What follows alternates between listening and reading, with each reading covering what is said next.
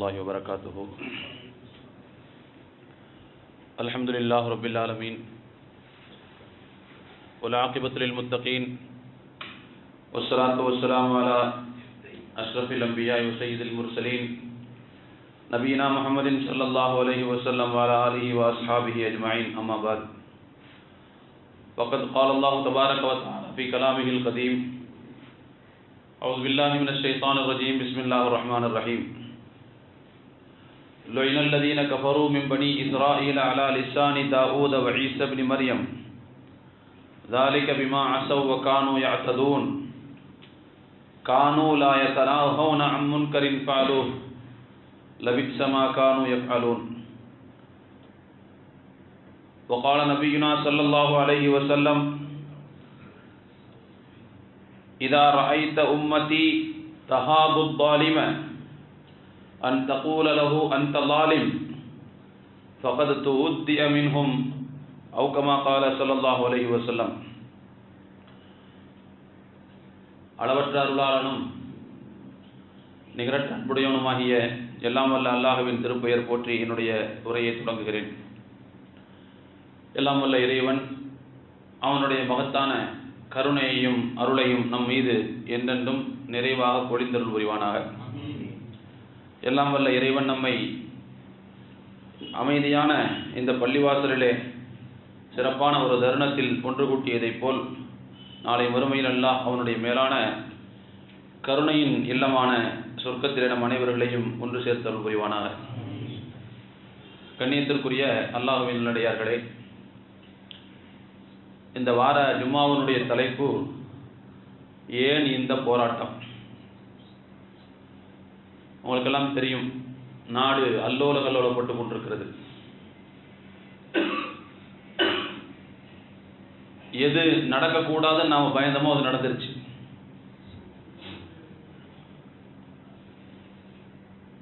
எரிய பிடிக்க போய் புலியான கதைன்னு சொல்லுவாங்கல்ல, அந்த மாதிரியான ஒரு சங்கடத்திலே இன்றைக்கு பாசிஸ்டுகள் மாட்டிக்கொண்டார்கள். அதை திசை திருப்புவதற்கு பல்வேறு விதமான நடவடிக்கைகளை, பல்வேறு விதமான சதித்திட்டங்களை தீட்டிக் கொண்டிருக்கிறார்கள். சரி, இப்போது ஒரு நெருக்கடியான ஒரு சூழ்நிலையிலே பல்வேறு நாட்டின் பல்வேறு பகுதிகளிலே போராட்டங்கள் நடந்து கொண்டிருக்கக்கூடிய ஒரு கட்டத்திலே இந்த ஜும்மாவிலே அதற்கான வழிகாட்டுதலை தர வேண்டிய பொறுப்பு இமாம்களுடைய கையில் இருக்கிறது. அதனால் ஏன் இந்த போராட்டம் நடக்கிறது, இதில் நம்முடைய பங்களிப்பு என்னவாக இருக்க வேண்டும் அப்படிங்கிற அந்த வழிகாட்டத்தை கொடுக்கிறது என்னுடைய பொறுப்பு, கடமை என்று நான் கருதுகிறேன். நம்முடைய வாழ்வுரிமையை பாதிக்கக்கூடிய ஒரு முக்கியமான விஷயம் இது. எல்லா உரிமைகளுக்கும் தாய் மூலம் என்று சொல்லக்கூடிய அடிப்படையான உரிமை தான் குடியுரிமை என்பது. அப்படிப்பட்ட ஒரு உரிமையிலே கை வைக்கிற போது நாம் இன்றைக்கு அமைதி காத்துவிட்டு இருந்து விட்டால் நம்முடைய தலைமுறை பாதிக்கும். அடுத்த தலைமுறை நம்மை மிக ஏளனமாக பார்ப்பார்கள். அல்லாஹ்வுக்கு தெரியும், அவங்க நம்மளை திட்டுறது கூட வாய்ப்பு இருக்குது. அந்த மாதிரியான ஒரு நெருக்கடியான ஒரு காலகட்டத்தில் இருந்து கொண்டிருக்கும் போது இந்த போராட்டங்களில் நாம் முழுமையாக பங்கெடுக்க வேண்டும். என்னவோ தெரியல, சென்னை மாதிரியான பகுதிகளில் இன்னும் பெரிய அளவில், தமிழ்நாட்டில் ஒரு பெரிய அளவில் ஒரு செய்தியை சொல்லவில்லை. இன்னும் ஊடகங்களுடைய இருட்டடிப்போடு சேர்ந்து நமக்கு அவ்வப்போது தகவல்கள் வந்து கொண்டிருந்தால் கூட மற்ற மாநிலங்களில் நடக்கின்ற ஒரு பிரம்மாண்டமான ஒரு எதிர்ப்பு, இதெல்லாம் இன்னும் தமிழ்நாட்டில் நம்முடைய கண்ணில் படவில்லை. ஆனால் உண்மையிலே இங்கே தான் நடந்திருக்கணும். நாம் எந்த மாநிலத்தில் குடியிருக்கிறோமோ அந்த மாநிலத்தினுடைய அரசு இந்த குடியுரிமை திருத்த சட்டத்திற்கு ஆதரவாக நிற்கிற போது இங்கேதான் இந்த சட்டத்தை எதிர்த்து நாம் மிகவும் ஆக்ரோஷமாக களம் கண்டிருக்க வேண்டும். ஆனால் இங்கே நாம் எப்போதும் போல வழமையாக சாப்பிடுகிறோம், தூங்குகிறோம், உறங்குகிறோம், வேலையை பார்த்துக்கிறோம், வியாபாரம் பார்த்துக்கிறோம், இப்படி தான் இருந்துட்டு போயிட்டே இருக்கிறோம். நமக்கு முன்னால் கண் முன்னால் நடக்கின்ற அநியாயங்களை பார்த்துவிட்டு நாம் அமைதி காத்து விட்டு போனோம் என்று சொன்னால் நம்ம இறைவன் மன்னிக்க மாட்டான். அல்லாஹ் குர்ஆனிலே சொல்கிறான், லுயினல்லதீன கஃபரு மின் பனி இஸ்ராயீல அலா லிசானி தாவூத வ ஈஸா இப்னு மரியம். இஸ்ரவேலர்களில் யார் இறை மறுப்பாளர்களாக இருந்தார்களோ அவர்கள் தாவூது நபியின் மூலமாகவும் ஈசா நபியின் மூலமாகவும் சபிக்கப்பட்டார்கள். ஏன் அவங்க சாபத்திற்கு உள்ளானார்கள்? அதற்கு 2-3 காரணங்களை இறைவன் சொல்கிறான். அதில் ஒரு காரணம், கானூ லா யதனாஹவுன அன் முன்கரின் ஃபஅலூ, தமக்கிடையே நடக்கக்கூடிய அக்கிரமங்களை கண்டும் காணாமல் அவர் அலட்சியமாக போனார்கள். தமக்கிடையே நடக்கக்கூடிய அக்கிரமங்களை கண்டும் காணாமல் அலட்சியமாக போனார்கள். அவங்க செஞ்ச குற்றமாக இருக்கலாம், அல்லது அவர்களுடைய சமூகத்தில் நடந்த குற்றமாக இருக்கலாம். அதை பார்க்குறாங்க, அதனால் ஏற்படக்கூடிய விளைவுகள் அவங்களுக்கு தெரியுது. ஆனாலும் கூட நமக்கு எதுக்கு இந்த வம்பு உண்டு போய்கிட்டு இருக்கிறாங்க. அஸ் யூசுவல் ஒரு மனிதனுடைய வாழ்க்கை எப்படி போகுமோ அப்படியே அவங்க நகர்ந்துகிட்டு இருந்தாங்க. இது சாபத்திற்குரிய ஒரு செயல். மிக முக்கியமான நபியாகிய தாவூது நபியின் மூலமாக, ஈசா நபியின் மூலமாக அவர்கள் சபிக்கப்பட்டார்கள் என்று குர்ஆனிலே அல்லாஹ் சொல்கிறார். கண்ணுக்கு முன்னால் அநியாயம் நடக்கும் போது அதை பார்த்து நமக்கு என்ன செய்யணும்? ரத்தம் சூடேறணும், உஷ்ணப்படணும், வேகப்படணும். ஆனால் அனுமதிக்கப்பட்ட வழியில் நம்முடைய சக்தியை, நம்முடைய ஆற்றலை வெளிக்காட்ட வேண்டிய ஒரு காலகட்டத்திலே நாம் இருந்து கொண்டிருக்கிறோம். நபிகள் நாயகம் ஸல்லல்லாஹு அலைஹி வஸல்லம் அவர்கள் சொல்கிறார்கள், ஒரு தடவை கேட்குறாங்க ரசூலுல்லாஹ் ஒரு சஹாபி, அந்த கேள்விக்கு பதிலாக சொல்லும்போது ரசூலுல்லாஹ் சொல்லி காட்டுறாங்க, இதா ரஐத உம்மதி தஹாபுல் ஸாலிம அன் தகூல லஹு அன்த ஸாலிம். அக்கிரமம் செய்கிற ஒருத்தன், அவன் ஆட்சியாளனாக இருக்கட்டும் யாராக இருக்கட்டும், ஒருத்தன் அக்கிரமம் செய்கிறான், நீ அக்கிரமக்காரன் என்று அவனுடைய முகத்துக்கு நேராக சொல்வதற்கு என்னுடைய சமுதாயம் எப்போது பயப்படுமோ அந்த நிலையை நீ பார்த்து விட்டால் ஃபகது துருத்திய மின்ஹும், அந்த சமூகம் வாழ்வதும் சரி சாவதும் சரி, அந்த சமூகம் இருந்தாலும் சரி செத்தாலும் சரி பிரச்சனை இல்லைங்கிறாங்க. ஒரு சமூகம் உயிரோடு இருக்குதுன்னு சொன்னா என்ன அர்த்தம்னா, முன்னால் நடக்கிற அந்த அநியாயங்களை அக்கிரமங்களை கேட்கணும், தட்டி கேட்கணும். யாரா இருக்கட்டுமே, அனுமதிக்கப்பட்ட வகையில் நம்முடைய வேகத்தை வெளிக்காட்ட வேண்டிய பொறுப்பு தருணம் இல்லையா இது? ரசூலுல்லாஹ் சொல்றாங்க, என்னுடைய சமுதாயத்தார் அநியாயக்காரனை பார்த்து நீ அநியாயக்காரன் என்று சொல்வதற்கு பயப்படக்கூடிய ஒரு காலம் வந்துவிட்டால் அவர்களுடைய உயிரோட்டம் போயிடுச்சுன்னு அர்த்தம். அவங்க நடைபிணங்கள்ங்கிறாங்க ரசூலுல்லாஹ் ஸல்லல்லாஹு அலைஹி வஸல்லம். நடைபிணங்கள் வேறொரு வார்த்தையில சொல்றாங்க, அவங்க உயிரோடு இருக்கிறாங்க, அவர்களுடைய சடலம் உயிரோடு இருக்கிறது, ஆனால் அவருடைய இதயம் செத்து போய் விட்டதுங்கிறாங்க ரசூலுல்லாஹ். அவர்கள் நடைபிணங்கள் என்று சொல்கிறார்கள். இதெல்லாம் உங்களை நான் ரோசப்படுத்தி விடுறதுக்கும் உங்களை தூண்டி விடுறதுக்கும் நான் பேசுகிற பேச்சல்ல. இது நம் எல்லோருக்குமான அடிப்படை வாழ்வாதார பிரச்சனை, இது வாழ்வுரிமை பிரச்சனை. இது நிறைய கை வச்சாங்க, அப்பெல்லாம் நம்ம வெளியில வரல. இந்த அரசு பதவியேற்றதற்கு பிறகு அவர்கள் கொண்டு வந்து நிறைவேற்றிய சட்டங்களில் பல விஷயங்கள் நேரடியாக முஸ்லிம்களை குறிவைத்து இயற்றப்பட்ட சட்டங்கள். உங்களுக்கெல்லாம் தெரியாத விஷயம் இல்லை. நானே கிட்டத்தட்ட 2014 இருந்து இந்த அரசாங்கத்தினுடைய கொள்கைகளை எதிர்த்து பேசிய தலைப்புகள்னு பார்த்தா அது இவ்வளவு சேர்ந்தது. அவ்வளவு விஷயங்களுக்கு பேசியிருக்கிறோம், ஒவ்வொரு கட்டத்திலையும் சொல்லியிருக்கிறோம். அப்ப அதுல பல்வேறு விஷயங்கள் முஸ்லிம் சமூகத்தை குறிவைத்து இயற்றப்பட்ட சட்டங்கள்.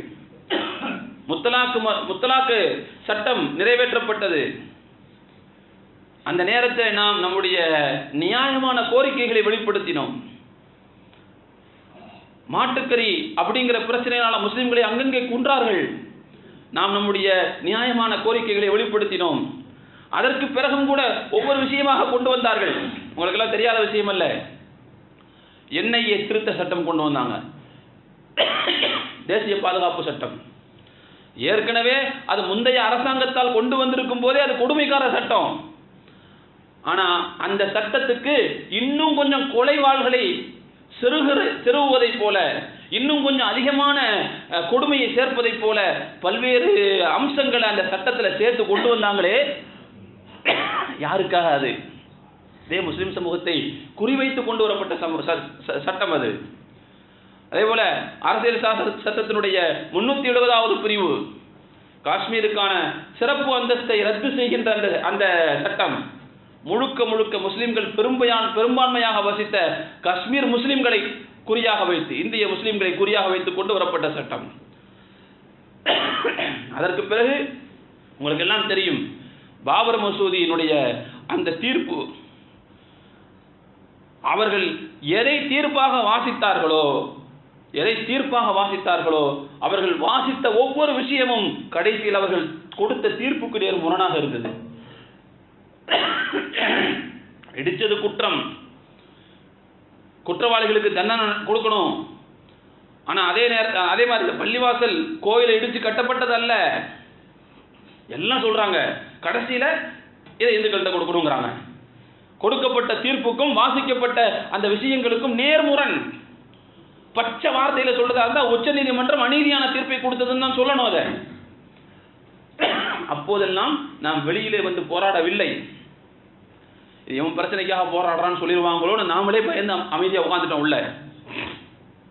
ஆனால் இன்றைக்கு அப்படியே ஒன்னொன்னா வச்சு சொல்லுவாங்கல்ல, கிராமத்துல ஆட்டை கடிச்சு மாட்டை கடிச்சு மனுஷனை கடிக்கிற வேலைன்னு சொல்லுவாங்கல்ல, அதே மாதிரி தான் இன்னைக்கு இந்த அரசாங்கம் நம்முடைய அடிமடியில் கை வைக்க வந்திருக்கிறது. இந்த சந்தர்ப்பத்தில் கூட நாம் விழித்துக் கொள்ளவில்லை என்று சொன்னால், நாம் நம்முடைய வேகத்தையும் நம்முடைய ஆக்ரோஷத்தையும் அரசாங்கத்திற்கு எதிராக நாம் உமிழ தயங்கினால் ஒரு பெண்ணும் பெரிய விளைவை நம்முடைய அடுத்தடுத்த தலைமுறைகள் சந்திப்பதற்கு நாமே காரணமாக ஆகிவிடுவோம்.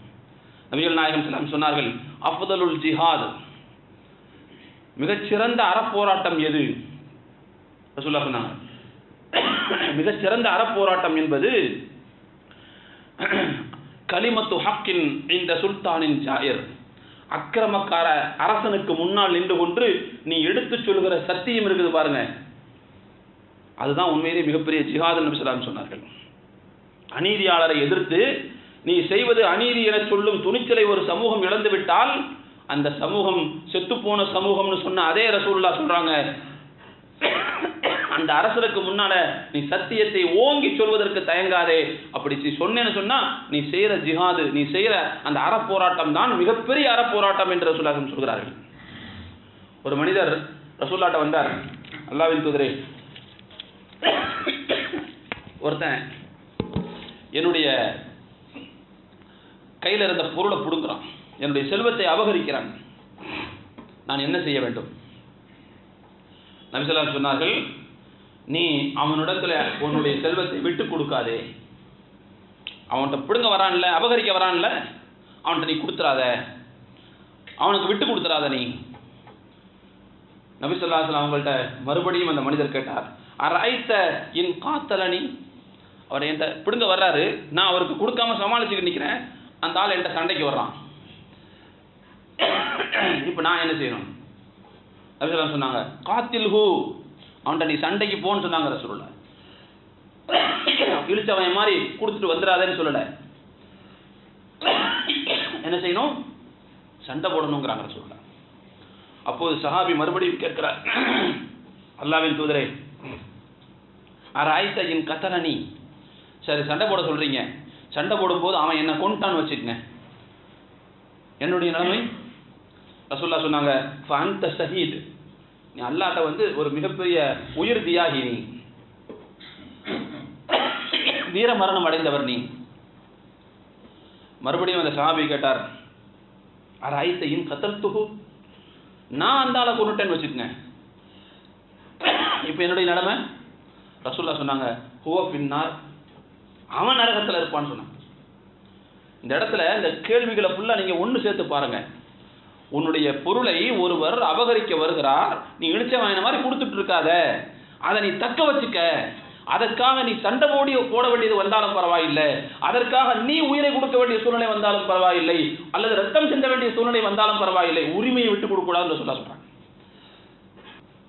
இப்பொழுது நம்மள்டிருந்து இவங்க பறிப்பதற்கு எத்தனைத்திருக்கிற, நம்மிடத்திலிருந்து பறிப்பதற்கு இவர்கள் முற்பட்டிருக்கிற அந்த உரிமை என்பது செல்வத்தை சூறையாடுகிற விஷயம் அல்ல. நம்முடைய சொத்துக்களை சூறையாடுகிற விஷயம் மாத்திரமல்ல, இந்த இந்தியாவின் மீதான நம்முடைய உரிமையை இவர்கள் பறிக்கிறார்கள். இந்த இந்தியாவின் மீதான நம்முடைய உரிமையை பறிக்க பார்க்கிறார்கள். அதனால இதை சாதாரணமாக விட்டு கொடுக்க முடியாது. கையில் வச்சிருக்கிற பொருளை ஒருத்தர் பிடுங்க வந்தாலே அவன்கிட்ட சண்டை போடுன்னு சொல்லக்கூடிய ஒரு சந்தர்ப்பத்தில் நம்முடைய உரிமையை எப்படி நாம் விட்டு கொடுக்க முடியும்? கொஞ்சம் யோசிச்சு பாருங்க. குடி உரிமை மட்டும் நமக்கு இந்த மண்ணில் இல்லாவிட்டால் என்ன நடக்கும்? இந்த மண்ணில் நமக்கு குடியுரிமை இல்லைன்னா என்ன நடக்கும்?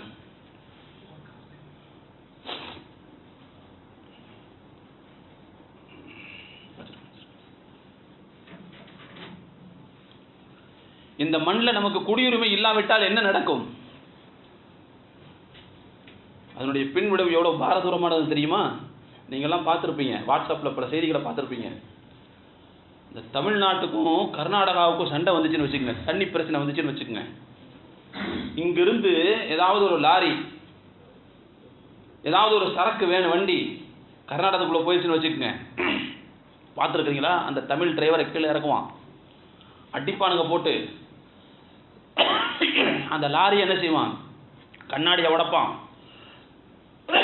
தோப்பு கடன் போட சொல்லுவான், கும்பிட சொல்லுவான். ஏன்னா நீ தமிழ்நாட்டுக்காரன், இந்த மண்ணில் உனக்கு உரிமை இல்லை. ஆனால் நல்ல கவனிக்கணும், எல்லோரும் இந்தியர்கள், இந்த இடத்துக்கு வரக்கூடாதுன்னு சொல்றதுக்கு யாருக்கு உரிமை இல்லை. அப்படிப்பட்ட ஒரு உறுதியும் பிடிப்பும் இருக்கின்ற சூழ்நிலையிலேயே ஒரு மாநிலத்துக்காரன் இன்னொரு மாநிலத்துக்கு போகும்போது உதைக்கப்படுறான், சூறையாடப்படுறான், அநீதி இழைக்கப்படுகிறான் என்று வைத்துக் கொள்ளுங்கள். இப்போ யோசிச்சு பாருங்க, முஸ்லிம்கள் ஃபுல்லா எப்படி தான் அப்படின்னு நடந்தா என்ன நடக்கும்? எங்க நடக்கும்? ஒரு பஸ்ல ஏற முடியுமா? ஒரு ட்ரெயின்ல ஏற முடியுமா? ஏற்கனவே இஸ்லாத்தை பற்றியும் முஸ்லிம்களை பற்றியும் போலியான பீதிகளை உருவாக்கி ஒரு வித்தியாசமான பார்வையை உருவாக்கி இருக்கக்கூடிய ஒரு சூழ்நிலையில இவங்கெல்லாம் வந்தேரிகள்னு குத்திரப்பட்டா என்ன நடக்கும்? அதை நினைத்து பார்த்தாலே நம்மால் ஜீரணிக்க முடியவில்லை. ஒரு இந்தியன் ஒரு மாநிலத்துக்காரன் இன்னொரு மாநிலத்துக்கு போகும்போதே அடிக்கப்படுறான், வளைக்கப்படுறான், துரத்தப்படுறான்னு சொன்னா, முத்திரை குத்தப்பட்டு விட்டால், இந்தியர்கள் இல்லை என்று முத்திரை குத்தப்பட்டு விட்டால் என்ன நடக்கும்னு நம்மளால யூகிக்க முடியல. அவ்வளவு பெரிய மோசமான ஒரு விவகாரம் இது. அதனால தான் நாம இதுக்கு இவ்வளவு அழுத்தம் கொடுத்து போராட வேண்டிய கட்டாயத்தில் இருக்கிறோம் என்பதை நாம் இந்த இடத்துல புரிந்து கொள்ள கடமைப்பட்டிருக்கிறோம். சரி, இது எவ்வளவு பாரதூரமான விஷயமாச்சே, இது எவ்வளவுதான் போராடினாலும் அரசாங்கம் காது கொடுத்து கேட்காம போச்சுன்னா என்ன பண்றதுன்னு சொல்லி சில நல்ல உள்ளங்கள் எல்லாம் சேர்ந்து அங்கங்க உச்சநீதிமன்றத்தில் கொண்டு போய் கேஸை போட்டு கொடுத்தா, உச்சநீதிமன்றத்தினுடைய தலைமை நீதிபதி சொல்றாரு, முதல்ல போராட்டத்தை விடுங்க, அப்பதான் நான் தீர்ப்பு கொடுப்பேங்கிறார். முதல்ல போராட்டத்தை விடுங்க, அப்பதான் தீர்ப்பு கொடுப்பேங்கிறார். இது எந்த ஒரு நியாயம்? இது ஒரு வழக்கு போகிறது, அந்த வழக்குக்கான மோசமான விளைவுகள் நாட்டில் நடந்துகிட்டு இருக்குதுன்னு சொன்னா, இதுக்கு முன்னாடி வழக்கு போச்சுன்னா என்ன செய்வாங்க? முதல்ல ஒரு ஸ்டே ஆர்டர் கொடுப்பாங்க. எதை உருவாக்கினார்களோ அதற்கு ஒரு ஸ்டே ஆர்டர் கொடுப்பாங்க. இப்படி நடந்துகிட்டு இருக்குது போராட்டத்தில், நீங்க என்ன சொல்றீங்க முதல்ல அதை சொல்லுங்க, அதுக்கு பிறகு அந்த சட்ட நடைமுறைக்கு வரும்னு சொல்லி இதுக்கு முன்னால சொல்லியிருக்காங்க. ஆனா இன்னைக்கு அவர் சொல்றார், முதல்ல போராட்டத்தை விடுங்க, அப்பதான் நான் தீர்ப்பு விசாரிப்பேங்கிறார். குழந்தை அழுவது பசிச்சு, நீ அழுகையை நிறுத்தினாதான் நான் பால் கொடுப்பேன்னு ஒரு தாய் சொன்னா அது எவ்வளவு பெரிய கொடுமையோ, அந்த கொடுமையை உச்சநீதிமன்றம் செய்கிறது. 22ஆம் தேதி தள்ளி வச்சிருக்காங்க இந்த வழக்கு விசாரணை. ஃபுல்லா அதற்குள்ள அரசாங்கமே, நீதிமன்றமே சொல்லி கொடுக்கிறது அரசாங்கத்திற்கு, இந்த சட்டத்தை மக்கள் புரியாம எதிர்க்கிறாங்க, அவங்களுக்கு நீங்க போய் கற்றுக் கொடுங்க, அவங்களுக்கு புரிய வைங்க. இந்த புரிய வைங்கிற அந்த பேர்ல நீ ஏதாவது பண்ணி இதை அடக்குன்னு சொல்லி கொடுக்குற மாதிரி இருக்குது. இது ஏதாவது ஒன்று பண்ணி அடக்குன்னு சொல்ற மாதிரி இருக்குது. இந்த மாதிரி ஒரு கொடுங்கொன்மையை நீதிமன்றம் செய்து கொண்டிருக்கிற ஒரு சூழ்நிலையில தான் தோழர்களே இப்போது நாம் நம்முடைய வேகத்தை காட்டியே ஆக வேண்டிய ஒரு கட்டாயத்தில் நாம் இருந்து கொண்டிருக்கிறோம்.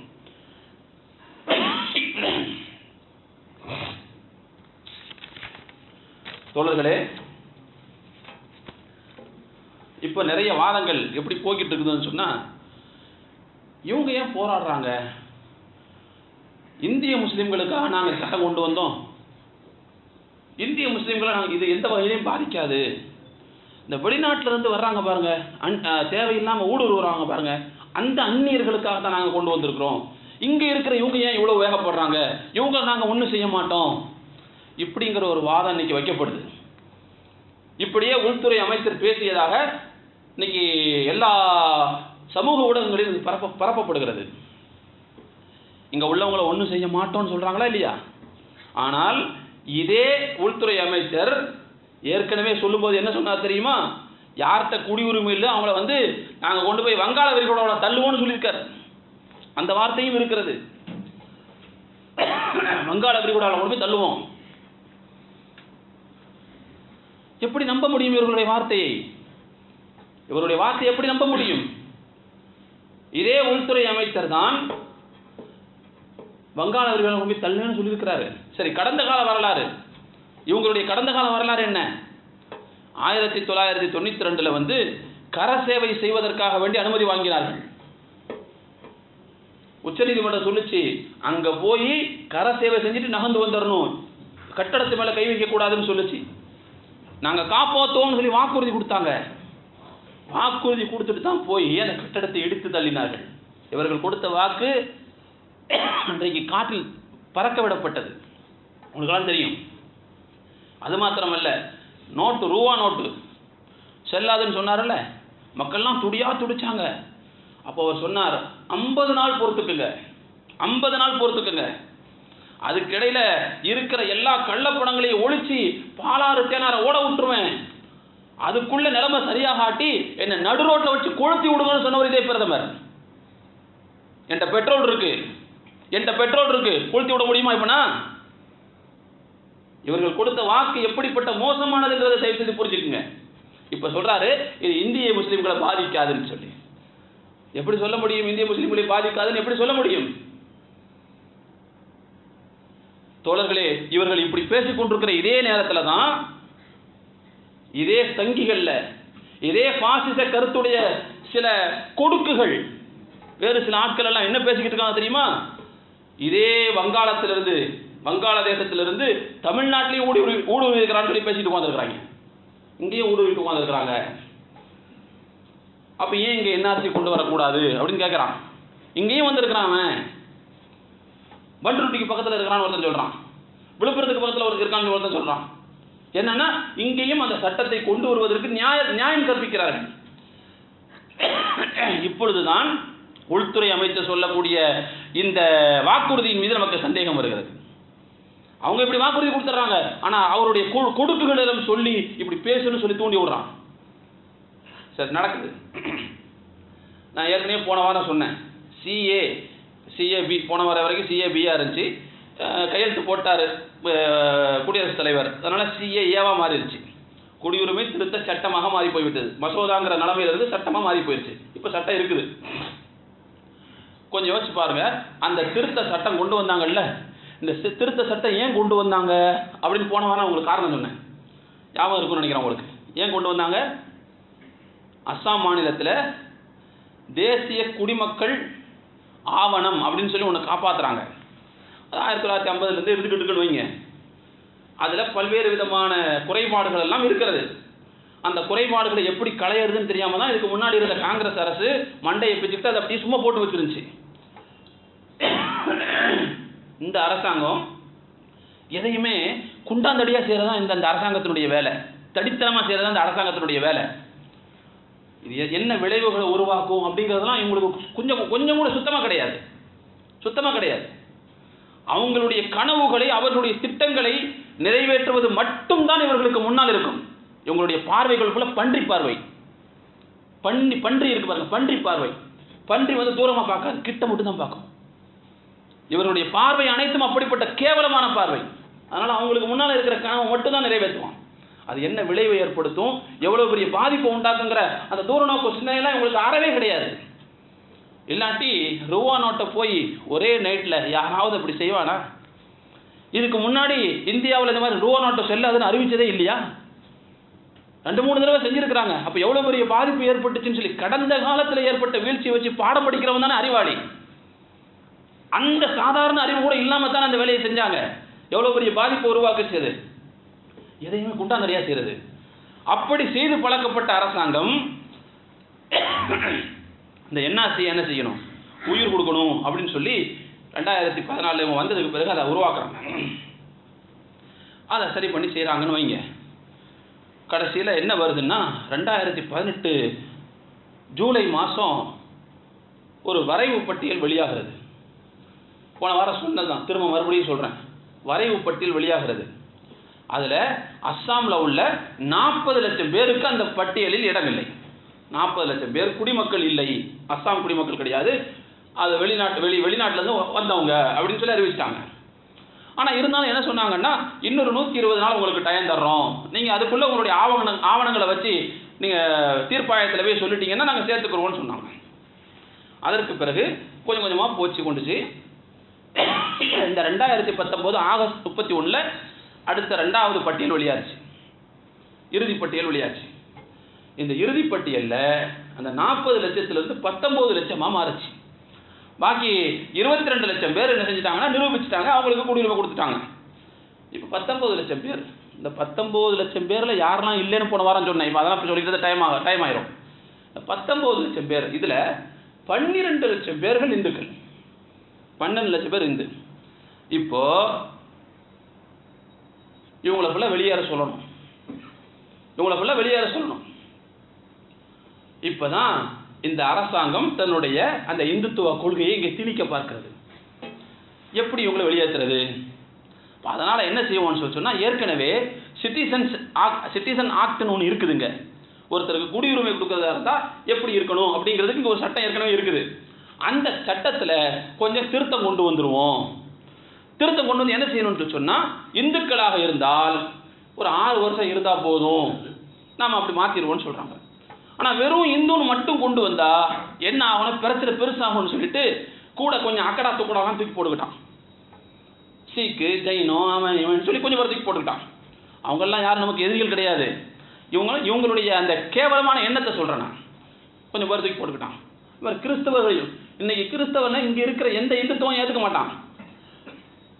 ஆனால் சர்வதேச அழுத்தங்களுக்கு பயந்து அவங்களையும் சேர்த்துக்கிட்டா இந்த மாதிரி ஆட்கள், இந்த 6 ஆட்களுக்கு மட்டும் நம்ம என்ன செய்யலாம்னு சொன்னால், குடியுரிமை கொடுத்துடலாம். ஒரு 6 வருஷம் இங்கே இருந்தால் போதும், அவங்களுக்கு கொடுத்துடலாம். ஆனால் முஸ்லீம்களுக்கு கிடையாது அப்படின்னு கொண்டு வந்தான். இதுதான் சிஏஏங்கிற அந்த சட்டம். சரி, இப்போ இதை கொண்டு வந்தால் வெளிநாட்டு முஸ்லீம்களுக்கு தானே நம்ம கொடுக்க மாட்டேன்னு சொல்கிறான். உள்நாட்டு முஸ்லீம்களுக்கு என்ன பிரச்சனை வரும் அப்படின்னா கேள்வி கேட்குறான். இப்போ தோழர்களே, கொஞ்சம் யோசித்து பாருங்கள். இதே உள்துறை அமைச்சர் சிஏஏவோட நிப்பாட்டல, அடுத்து என்ஆர்சி வரும்னு சொல்லியிருக்கிறார். இப்போ கொஞ்சம் அப்படியே தலைகீழ போட்டு பாருங்க. இப்போ ஃபர்ஸ்ட் சிஏஏ வந்துருச்சு, அதுக்கடுத்து என்ஆர்சி வரும். இப்போ கொஞ்சம் நீங்கள் கற்பனை எப்படி வச்சுக்கோங்க, என்ஆர்சி ஃபர்ஸ்ட் வந்துருச்சு, சிஏஏ வரலன்னு வச்சுக்கோங்க. என்ஆர்சி ஃபர்ஸ்ட் வந்துருச்சு. என்ஆர்சி நான் ஏற்கனவே சொல்லியிருக்கிறேன், நேஷனல் ரெஜிஸ்டர் ஃபார் சிட்டிசன்ஸ், இந்திய குடிமக்களுக்கான பதிவு ஆவணம். அது ஃபர்ஸ்ட் வந்துருச்சு. என்ன சொல்லுது தெரியுமா அந்த சட்டம்? ஒரு இந்தியன் தான் இந்தியன் என்பதற்கு அவர்களே என்ன செய்ய வேண்டும், ஆதாரத்தை கொடுத்து நிரூபிக்க வேண்டும். அவர்களே ஆதாரத்தை கொடுத்து நிரூபிக்க வேண்டும். சரி, என்ன ஆதாரத்தை கொடுக்கறது? நம்ம இதுவரைக்கும் குடியுரிமைங்கிறது நமக்கு எதை கொடுத்தோம்? சரி, நமக்கு ரேஷனில் அரிசி கொடுத்தான், சர்க்கரை கொடுத்தான். அந்நிய நாட்டுக்காரனுக்காக கொடுப்பான்? ரேஷனில் சர்க்கரையும் மண்ணெண்ணையும் யார் கொடுப்பான்? உள்நாட்டுக்காரருக்கு தானே கொடுப்பான். சரி, அது இந்தியாவினுடைய ஆவணம் அப்படின்னு நம்ம நினச்சிக்கிட்டு இருந்தோம். அதை கொண்டு போய் கொடுத்தா இதெல்லாம் ஏற்றுக்க முடியாது. சரி, பாஸ்போர்ட்டு இதுவும் ஏற்றுக்க முடியாது. ஆதார் அது குடியுரிமைக்கான சான்று கிடையாது. அப்போ நான் எப்படி செய்யணும் அப்படின்னா, அரசாங்கம் சொல்லுது, உன்னுடைய தந்தையின் தந்தை அவர்கள் இந்தியர்கள் என்பதற்கு ஆதாரத்தை முதல்ல நிரூபி.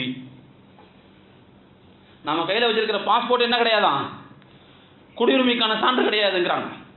முதல்ல உங்கள் அப்பா எப்படி இங்கே வந்தாருன்னு சொல்லு, அவங்க அப்பா எப்படி வந்தாருன்னு சொல்லு, அவருக்கும் உங்கள் அப்பாவுக்கும் என்ன சம்பந்தம் நிரூபி, அடுத்து உனக்கும் உங்கள் அப்பாவுக்கும் என்ன சம்பந்தம் நிரூபி. எங்கே போக முடியும் இந்த நாட்டில்? நான் போன வாரமே சொன்னேன், எனக்கே 2 டேட் ஆஃப் பர்த் இருக்குது. 2 டேட் ஆஃப் பர்த் எனக்கு இருக்குது. ஏன்னா பள்ளிக்கூடத்தில் கொண்டு போய் சேர்க்க போகும்போது சேர்த்துக்கிறோம், ஆனால் வயசை இப்படி போட்டுக்கோங்கன்னு அவங்களே ஒரு வயசு சொன்னாங்க. அந்த வயசு தான் போட்டு அதை தான் இப்போ நம்ம ரெக்கார்ட் பண்ணிட்டு ரெக்கார்டு அளவில் அதுதான் இருந்துக்கிட்டு இருக்கு எனக்கு. இப்படி ஒவ்வொருத்தருக்கும் அப்படி இருக்கிறதுக்கு வாய்ப்பு இருக்குது. இதற்கு முன்னால் இருந்த மக்களிடத்தில் இப்படிப்பட்ட விழிப்புணர்வு கிடையாது. அன்றைக்கு இருந்த அரசாங்க அதிகாரிகளே இதற்கு ஒத்து போனார்கள். அப்போ இந்த மாதிரி இருக்குது. யார்கிட்ட இந்த இடத்துல ஆவணங்கள் இருக்கும்? இருக்கிற ஆவணங்களை வச்சு நிரூபிக்கிறதா இருந்தால் பரவாயில்லை, வேற என்ன செய்ய முடியும்? இந்த நாட்டில் பிரதமர் அவர் பட்டப்படிப்பு படித்தவர் அப்படின்னு சொல்றாங்க. உங்களுடைய பட்ட சான்றிதழ் எங்க, அந்த சர்டிபிகேட், டிகிரி சர்டிபிகேட் எங்கன்னு கேட்டா என்கிட்ட இல்லைங்கிறார் அவர். பிரதமரே படித்ததற்கான சர்டிபிகேட்டை பத்திரமா வச்சுக்க முடியாத ஒரு நாட்டில் எப்படி ஒரு மனிதன் தன்னுடைய ஆவணங்களை பத்திரமா வச்சிருக்க முடியும்? அதுவும் இந்த மாதிரி ஆவணங்களை ஏற்றுக்க மாட்டேன்னு வேற சொல்றான். என்ன செய்ய முடியும்? இப்போ பாருங்க, இப்போ இந்த சட்டம் வந்துருச்சு, இதையெல்லாம் ஏற்றுக்க மாட்டேன்னு சொல்றான். அப்போ என்ன செய்யறாங்கன்னு சொன்னா, இந்த திட்டத்தின் அடிப்படையில் தமிழ்நாட்டில் 50 லட்சம் பேர், உதாரணத்துக்கு சொல்றேன், ஒரு 25 லட்சம் பேர் தமிழ்நாட்டில் தங்களுடைய ஆதாரங்களை நிரூபிக்க முடியவில்லை அப்படின்னு வருதுன்னு வச்சுக்கோங்க. இந்த 25 லட்சம் பேர்ல 13 லட்சம் பேர் இந்துக்கள், ஒரு 2 லட்சம் பேர் கிறிஸ்துவர்கள், பாக்கி உள்ள ஒரு 10 லட்சம் பேர் முஸ்லிம்கள் அப்படின்னு வருதுன்னு வச்சுக்கோங்க. இப்போ என்ன நடக்கும் தெரியுமா? இந்த சிஏஏங்கிற சட்டம் இருக்குது பாருங்க, இந்த சட்டத்தின்படி அந்த 13 லட்சமும் இந்த 12 லட்சமும் குடிமக்களாக ஆகிறதுக்கு பிரச்சனை இல்லை. அவங்க தாராளமாக உள்ளுக்குள்ள போயிடலாம். அவங்களும் என்ன செய்ய முடியல, தங்களை நிரூபிக்க முடியல. அவங்களுக்கும் அவங்களுடைய மூதாதையர்களுடைய சர்டிபிகேட் எதுவுமே இல்லை, அவங்களும் நிரூபிக்க முடியல. அப்படித்தான் முதல் வரைவு வாக்காளர் வரைவு என்ஆர்சி சொல்லுது, அப்படித்தான் சொல்லுது. ஆனாலும் கூட இந்த சட்டத்தை அவங்க அமல்படுத்திட்டாங்களா இல்லையா? இந்த சட்டத்தின் அளவுகோல் படி முஸ்லிம்களை தவிர வேறெல்லாம் இருக்கிறாங்களோ அவங்களுக்கெல்லாம் நினைச்சிடலாம், குடியுரிமை கொடுத்துடலாம். பாக்கி ஆள்கள் ஃபுல்லா நிரூபிக்க முடியாதனால் அந்நிய நாட்டுக்காரர்கள் என்று முடிவு செய்யப்படுகிறது. அப்படிங்கிற ஒரு அயோக்கியத்தனமான சட்டத்துக்கு முடிவுக்கு இந்த சட்டம் வழிவகுத்து கொடுக்கும். இப்போ நாம ஏன் எதிர்க்கிறோம்னா இதுக்கு தான் எதிர்க்கிறோம். இது வெறும் அஸ்ஸாமோட நிற்க போறது இல்லை, எல்லா மாநிலங்களுக்கும் வரப்போகுது. வந்துச்சுன்னா அங்கே இதுதான் நடக்கும். நாம இதே மண்ணில் இதே பூமியில் கிட்டத்தட்ட 50 வருஷமா வாழ்ந்துகிட்டு இருக்கிறோம். நம்முடைய மூதாதையர்கள் நூற்றுக்கணக்கான வருஷங்கள் வாழ்ந்திருக்கிறார்கள். என்ன இடைப்பட்ட நம்முடைய மூதாதையர்கள் 2-3 பேருக்கு முன்னால் யாரோ ஒருத்தவங்க இஸ்லாத்தை ஏற்றுக்கிட்டாங்கிற ஒரே காரணத்துக்காக பாதிக்கப்படக்கூடிய ஒரு சமூகமாக இந்த சமூகத்தை நடுச்சந்தியில் இழுத்து விடுவதற்கு இந்த சட்டம் துணை செய்ய போகிறது. இப்போ நாங்கள் கொண்டு வந்த சட்டம் வெளிநாட்டிலிருந்து ஊடுருவங்களுக்கு தானே அப்படின்னு ஈஸியாக சொல்லிடுறாங்க. நாடு முழுக்க இதை அமல்படுத்தப்படும் போது அசல்ல இருக்கக்கூடிய குடிமகன் இந்த நாட்டினுடைய குடியுரிமையை இழக்க வேண்டிய அபாயத்திற்கு தள்ளப்படுவான். அதனால தான் நாம் என்ன செய்யறோம், எதிர்க்கிறோம். தயவுசெய்து உங்களுக்கு புரிஞ்சிருக்கும்னு நினைக்கிறேன். அநியாயமாக நாம் அந்நியர்கள் என்று முத்திரை குத்தப்படுவோம். அப்படி முத்திரை குத்தப்படக்கூடிய நிலைமை வந்துச்சுன்னா என்ன ஆகும்? நான் ஏற்கனவே சொல்லியிருக்கிறேன், தமிழ்நாட்டில் ஒருத்தர் கன்னடத்துக்கு போக முடியல, அடிக்கிறான் உதைக்கிறான். அப்போ சொந்த நாட்டுக்குள்ளேயே எந்த உரிமையும் இல்லாமல் ஓட்டு போட முடியாது, ரேஷன் கடையில் எதுவும் வாங்க முடியாது, நமக்கு கரண்ட் தரமாட்டான். அப்படியே தந்தாலும் இந்திய குடிமக்களுக்கு மட்டும்தான் 7 ரூபாய்க்கு தருவேன், உனக்கு 31 ரூபாய்க்கு தான் தருவேன்னா வேற வழி இல்லை, கொடுத்தாகணும். நீ எங்கள் நாட்டுக்காரன் கிடையாது, உனக்கு 3 மடங்கு அதிகமாக விற்பேன் அப்படிமா. இதெல்லாம் நடக்கும். எல்லாம் கற்பனையில் சொல்ல நினைக்காதீங்க, எல்லாம் நடப்பதற்கான வாய்ப்பு இருக்கிறது. தோழர்களே, அதுதான் மிகவும் அநீதியான ஒரு சட்டமாக இந்த சட்டம் இருந்து கொண்டிருக்கிறது. பல பேர் எதிர்க்கிறார்கள். கடந்த 2-3 ஆண்டுகளுக்கு முன்னால் இருக்கும் என்று நினைக்கிறேன், நோபல் பரிசு பெற்ற ஒரு சகோதரர் வெங்கட்ராமன், இந்தியாவை சார்ந்தவர், இந்தியாவை பூர்வீகமாக கொண்டவர். அவர் சொல்றார், இந்த சட்டம் என்ன நடக்கும் அப்படின்னு சொன்னா ஜெர்மனுக்கு ஏற்பட்ட கதி தான் இந்தியாவுக்கு ஏற்படும்.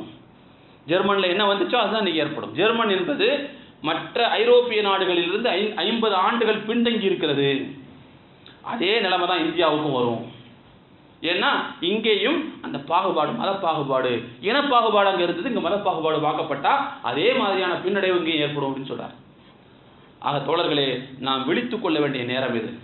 ஆட்டை கடிச்சு மாட்டை கடிச்சு கடைசியில் மனுஷனை கடிக்கிற ஒரு நிலைமைக்கு, நம்முடைய அடிமடியில் கை வைக்கிற ஒரு நிலைமைக்கு வந்ததுக்கு பிறகும் நாம் விழித்துக் கொள்ளவில்லை என்று சொன்னால், நாம் நம்முடைய ஜீவாதார பிரச்சனைக்காக வேண்டி ஒன்று திரளவில்லை என்று சொன்னால், சரிங்க அதற்கு எல்லாம் போய் அண்ணா போலீஸ் அடிபட சொல்றீங்களா? போய் அந்த மாதிரி காட்டுக்கத்தெல்லாம் கத்த வேண்டிய அவசியம் கிடையாது.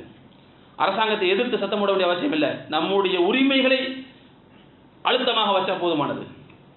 நாம் வன்முறை செய்ய வேண்டிய அவசியம் கிடையாது. ஆனால் அவனாவது ஒருத்தன் வன்முறை பண்ணான்னா பக்கத்தில் இருக்கிறவங்க ரொம்ப என்ன செய்யணும், கவனமாக இருக்கணும். அதை காட்சியை பதிவு செய்கிறதுல ரொம்ப கவனமாக இருக்கணும். எல்லாருக்கையும் செல்ஃபோன் இருக்குது. கண்டிப்பாக இந்த போராட்டங்களை பிசுபிசுக்க வைப்பதற்கும் அதில் வன்முறை சாயத்தை பூசுவதற்கும் அரசாங்கம் தயாராக இருக்கும். இதே ஜாமியாவில் நடந்துச்சு, டெல்லி ஜாமியா மில்லியாவில். அங்கே பார்த்தீங்கன்னு சொன்னால் காவி உடை போட்ட பல பேர் மேலே வெறும் காக்கி சட்டையை போட்டுட்டு போயிட்டாங்க. அவ்வளோ பேர் யாருன்னு சொல்லி சொன்னால் ஏபிவிபி குண்டர்கள். ஆர்எஸ்எஸ்க்குன்னு தனி படை ஒன்று இருக்குது. அந்த படையில் அதில் இருக்கிற சில பேரையும் போலீஸ் மாதிரி உள்ள அனுப்பிட்டான். இப்போ இப்படி நடக்கிறதுக்கு வாய்ப்பு இருக்குது. இந்த மாதிரி இருந்துச்சுன்னு சொன்னால் உடனே அதை காட்சிப்படுத்துகிற வேலையை செய்ய வேண்டும். போராட்டம் நடத்துகிற முஸ்லீம்கள்கிட்ட ஒரு தாழ்மையான வேண்டுகோளை வைக்கிறேன், அதை பதிவு செய்யறதுக்கான ஏற்பாடையும் சேர்த்து பண்ணணும். அதை சுற்றி பதிவு செய்யறதுக்கான ஏற்பாடை பண்ணணும். அப்போ தான் யார் காலி பையங்கிறதையும் இந்த காவி கும்பல்கிட்ட நம்ம என்ன செய்ய முடியும், காட்ட முடியும். எனவே அருமையான தோழர்களே, நான் ஆரம்பத்தில் சொன்னதை போல நபிகள் நாயகம் ஸல்லல்லாஹு அலைஹி வஸல்லம் அவர்கள் மிக தெளிவாக சொல்கிறார்கள், அநீதி இழைத்த அக்கிரமக்காரனை ஒருவனை பார்த்து நீ தப்பு பண்ற அப்படின்னு சொல்றதுக்கு என்னுடைய சமூகத்தில் பயம் இருந்தால் அந்த சமூகம் வாழ்ந்தாலும் சரி செத்தாலும் சரி அது இருப்பதும் இல்லாமல் இருப்பதும் சமம் என்று நபிகள் நாயகம் ஸல்லல்லாஹு அலைஹி வஸல்லம் சொல்கிறார்கள். அந்த விஷயத்தை கவனிச்சுக்கிட்டு நாம அடுத்த கட்ட நகர்வை வைக்க வேண்டும். நம்மால் எங்கெங்கெல்லாம் போக முடியுமோ எல்லா இடத்துலையும் போய் நம்முடைய சக்தியையும் நம்முடைய வலுவையும் ஆற்றலையும் காட்ட வேண்டிய கட்டாயம் இருக்கிறது. வியாபாரம் இருக்குது, வியாபாரம் போயிருமே, 2-3 நாள் கடையை பூட்டணுமே. 2-3 நாள் கடையை பூட்டினீங்கன்னு சொன்னால் இன்னைக்கு வரக்கூடிய சில ஆயிரங்கள் நமக்கு இழப்பு ஏற்படலாம். சில ஆயிரங்களுடைய இழப்புக்கு பின்னால் நாம் அடைய போகின்ற அந்த வாய்ப்புங்கிறது நம்முடைய சமூகத்தின் நம்முடைய தலைமுறையின் இருப்புக்காக வேண்டி அது நமக்கு கிடைக்கும். இல்லாட்டி குறைஞ்சபட்சம் அல்லாட்டையாவது சத்தியத்துக்காக வேண்டி போராடனா அப்படிங்கிற நன்மையாச்சு நிச்சயமாக கிடைக்கும். எனவே தயவு செய்து இந்த விஷயங்களை உங்களுடைய மனசில் வச்சுக்கோங்க. எல்லாம் வல்ல இறைவன் நம்முடைய நியாயமான கோரிக்கைகளை ஏற்றுக்கொள்வதற்கு அவன் துணை இருப்பான். நாம் அதற்கு முன்னால் எந்த ஒரு போராட்டத்திலையும் இறங்குவதற்கு முன்பு நாம் நம்முடைய எண்ணத்தை இஹ்லாஸாக வைத்துக் கொள்ள வேண்டும், தூய்மையாக வைத்துக் கொள்ள வேண்டும். நாம் வேறு எதுக்காகவும் வரலை, நம்முடைய சமூகத்துக்காக வருகிறோம், உம்மத்துக்காக வருகிறோம், இஸ்லாத்தின் நன்மைக்காக வருகிறோம் இல்லையா? இந்த மண்ணில் இஸ்லாத்தை கொண்டு வந்து சேர்ப்பதற்கு நம்முடைய முன்னோர்கள் எவ்வளவு பாடுபட்டாங்களோ அந்த அந்த விஷயத்தை நம்ம கவனத்தில் வச்சுக்கிட்டு நம்மகிட்ட கிடைச்ச இஸ்லாத்தை இந்த மண்ணிலிருந்து அகல விடாமல் பாதுகாக்கிறதுக்கு நான் என்ன செய்கிறேன், இந்த முயற்சியை நான் எடுக்கிறேன் அப்படிங்கிற அந்த எண்ணத்தோடு நம்ம அந்த போராட்டத்தில் கலந்துக்கிட்டு அந்த போராட்டத்தை வெற்றி பெற செய்வதற்கு நாம் அனைவரும் பொறுப்புடன் செயல்பட வேண்டிய கட்டாயம் நமக்கு இருக்கிறது. எல்லாம் வல்ல இறைவன் அப்படிப்பட்ட உணர்வுள்ள மக்களாக நம்மை அங்கீகரித்தல் புரிவானாக. அல்லாஹு தாலா அவனுடைய கருணைக்குரிய சமூகமாக நம்மை அங்கீகரித்தல் புரிவானாக. அவனுடைய புறத்திலிருந்து கிடைக்கக்கூடிய வெற்றி வாய்ப்பை சுவைக்கக்கூடிய சமூகமாக நம்முடைய சமூகத்தை அல்லாஹு தாலா ஆக்கி அருள் புரிவானாக என்று துஆ செய்தவனாக என்னுடைய உரையை நிறைவு செய்கிறேன். வாஹிரு தஅவானா அனில் ஹம்துலில்லாஹி ரப்பில் ஆலமீன். அஸ்ஸலாமு அலைக்கும் வரஹ்மத்துல்லாஹி வபரகாத்துஹு.